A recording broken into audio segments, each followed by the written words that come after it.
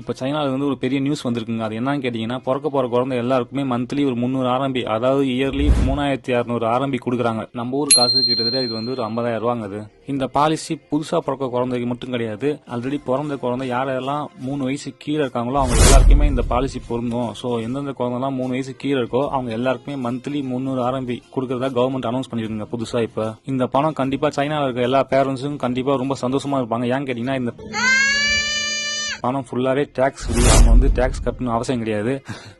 So இதனால வந்து சைனாக்காரங்க கண்டிப்பா வந்து இந்தியாவை பீட் பண்ணலாம் பாப்புலேஷன்ல அப்படின்னு ஒரு ஐடியா பண்ணி தான் இந்த பாலிசியை கொண்டு வந்திருக்காங்க. பார்ப்போம் யார் ஜெயிக்க போறாங்கன்ட்டு. பட் இதுல சோகம் என்னன்னு கேட்டீங்கன்னா வந்து என் பக்கத்துல என் ஃப்ரெண்ட் ஒருத்தர் இருக்காரு. அவர் 4 வருஷத்துக்கு முன்னாடி 2வது குழந்தை போத்துக்கிட்டாரு. அதனால வந்து இந்த சைனா கவர்மெண்ட் வந்து ஒரு ஃபைன் போட்டுச்சு. கிட்டத்தட்ட வந்து நம்ம ஊர் காசுக்கு 15 லட்சம் ரூபாய் அவர் பே பண்ணாரு. அது மட்டும் இல்லாம மந்த்லி அவர் சேலரி வந்து 5% டிடெக்ட் பண்ணிப்பாங்க. அவரை நினைச்சாதான் பாவமா இருக்கு. இந்த புது பாலிசியில இந்த மாதிரி பழைய ஆளுங்களை பத்தி எதுவும் சொல்லல. பாப்போம் என்ன நடக்குன்ட்டு.